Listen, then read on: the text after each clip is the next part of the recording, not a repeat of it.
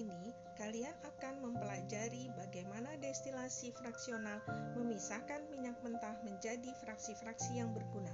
Minyak mentah adalah istilah yang digunakan untuk menggambarkan minyak yang belum diolah atau unprocessed oil, yaitu minyak yang diambil langsung dari dalam tanah, baik di darat maupun di bawah laut. Minyak mentah merupakan sumber daya yang sangat berharga dan memberi kita sejumlah besar senyawa organik. Beberapa di antaranya digunakan sebagai bahan bakar dan lainnya digunakan dalam pembuatan berbagai bahan kimia dan bahkan plastik. Namun, dalam bentuk bahan mentah seperti minyak mentah, konsistensinya bisa berupa tar, berwarna gelap kental, dan fraksi hidrokarbon yang berbeda harus dipisahkan melalui destilasi fraksional agar dapat berguna. Sebelum kita memahami cara kerja destilasi fraksional, kita harus memahami bahwa minyak mentah adalah campuran hidrokarbon dengan panjang rantai berbeda. Artinya, jumlah atom karbon penyusun suatu molekul berbeda-beda, sehingga ada molekul yang pendek dengan hanya sedikit karbon dalam rantainya, dan ada pula yang sangat panjang. Seperti yang kalian lihat, molekul kecil memiliki gaya antar molekul yang lebih lemah, sehingga memerlukan lebih sedikit energi untuk memecahnya dan mengubahnya menjadi gas. Molekul tersebut memiliki titik didih yang rendah. Molekul yang lebih panjang memiliki gaya antar molekul yang lebih besar dan energi yang lebih besar. Oleh karena itu, diperlukan suhu yang lebih tinggi untuk menguapkan molekul-molekul tersebut, dan molekul tersebut memiliki titik didih yang lebih tinggi. Sekarang kita akan belajar bagaimana panjang rantai berhubungan dengan titik didih suatu molekul. Seperti yang kalian lihat pada video ini, minyak mentah dipanaskan hingga suhu tinggi di luar kolom fraksinasi. Minyak mentah panas yang sebagian besar berbentuk uap dipompa ke dalam kolom. Kolom memiliki gradien panas dan sangat panas di bagian bawah dan semakin dingin saat kita naik ke atas. Bahkan di bagian paling bawah kolom yang suhunya masih tinggi, beberapa molekul rantai panjang dengan titik didih tinggi mulai mengembun kembali menjadi cairan dan terkumpul di bagian bawah kolom. Molekul-molekul lainnya mulai naik ke kolom dan berjalan melalui tutup gelembung di setiap nampan. Tutup gelembung memperlambat laju naiknya uap, dan akhirnya uap menjadi dingin, mengembun, dan dikumpulkan sebagai cairan di nampan. Beberapa molekul memiliki titik didih yang rendah, sehingga mengembun jauh lebih tinggi di kolom yang suhunya masih lebih dingin. Hidrokarbon dengan titik didih serupa akan dikumpulkan dalam wadah yang sama, dan inilah mengapa hidrokarbon tersebut dikenal sebagai fraksi. Setiap fraksi memiliki kegunaan penting. Setelah kalian mempelajari tentang hubungan antara panjang rantai dengan titik didih suatu molekul, kalian akan memahami bahwa minyak mentah adalah campuran hidrokarbon penting dan destilasi fraksional adalah metode yang digunakan untuk memisahkan minyak mentah menjadi fraksi yang berguna dengan titik didih serupa. Kalian juga akan memahami bahwa molekul rantai kecil dikumpulkan di bagian atas kolom karena titik didihnya lebih rendah, dan molekul rantai besar dikumpulkan di bagian bawah kolom karena titik didihnya lebih tinggi. Selanjutnya, kita akan pelajari tentang crude oil processing.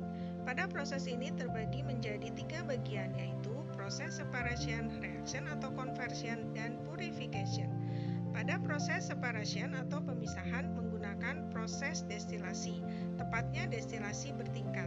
Pada proses destilasi, seperti yang sudah dijelaskan sebelumnya, crude oil akan dipisahkan berdasarkan titik didihnya.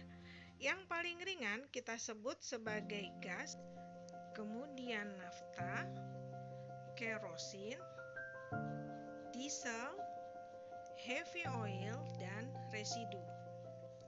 Setelah melalui proses destilasi bertingkat, maka akan memasuki proses cracking.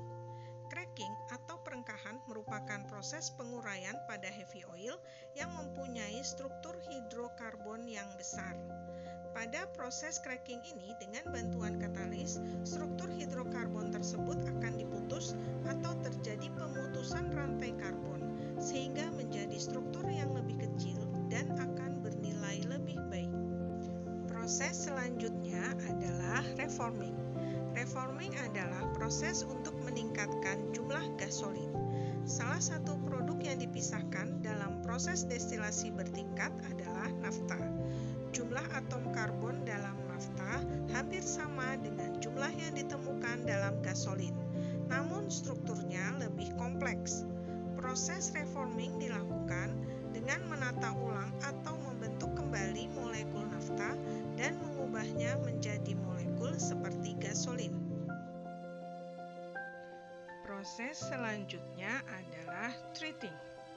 Treating merupakan proses pemurnian gasolin atau bensin dari zat pengotornya untuk menghasilkan bensin yang aman bagi lingkungan.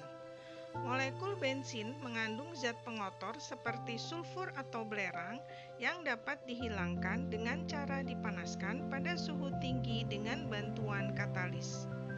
Senyawa belerang yang terlepas dari molekul bensin dapat digunakan sebagai pupuk dan obat-obatan. Selanjutnya adalah blending.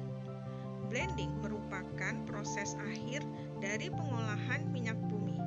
Pada proses ini dilakukan penambahan zat aditif untuk meningkatkan kualitas akhir dari minyak bumi. Contohnya pada gasolin atau bensin yang ditambahkan TEL atau tetraethylit yang merupakan zat aditif penambah bilangan oktan, sehingga akan diperoleh bensin dengan bilangan oktan yang beragam sesuai dengan kebutuhan jenis mesin tertentu. In our other videos, we have learnt how fractional distillation is used to separate hydrocarbons into fractions with a similar boiling point.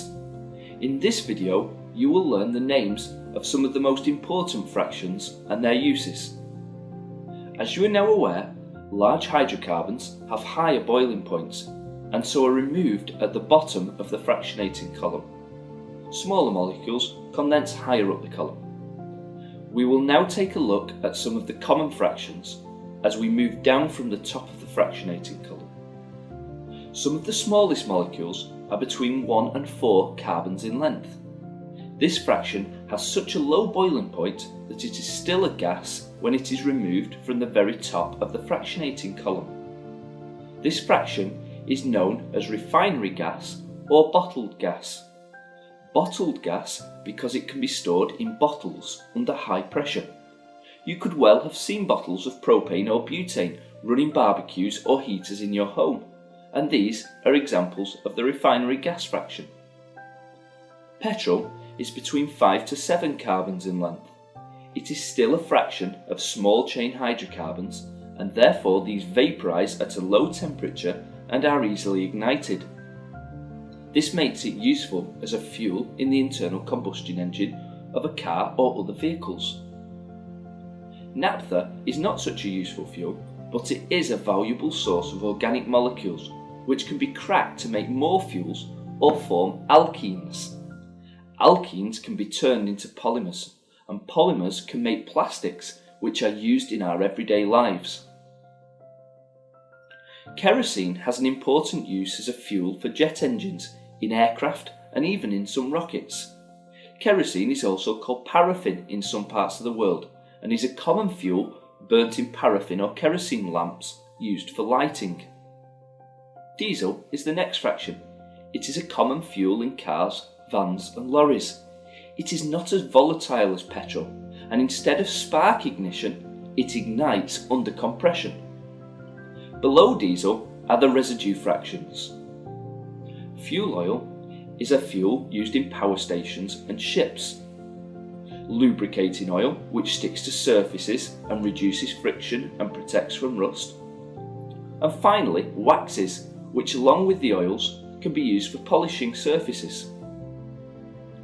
The very bottom fraction is bitumen. This is a thick black adhesive used on roads, either as the surface finish or combined with stone chippings to create a solid, resistant material. It can also be used to cover roofs due to its waterproofing properties. All these fractions are separated from the crude oil mixture. To try and explain the importance of crude oil, consider these facts. There are estimated to be over 1 billion cars in the world, of which many will be using petroleum as their fuel. There are many million flights each year, each burning kerosene fuel. Not forgetting the massive plastic that is made and used each day for products and their packaging. Even the bitumen used to surface and resurface roads around the world. As you can see, crude oil contains many useful products that just need to be separated from the crude oil mixture. Now, at the end of this lesson, you should have a better understanding of why crude oil is such a valuable resource and the use of each of the main fractions.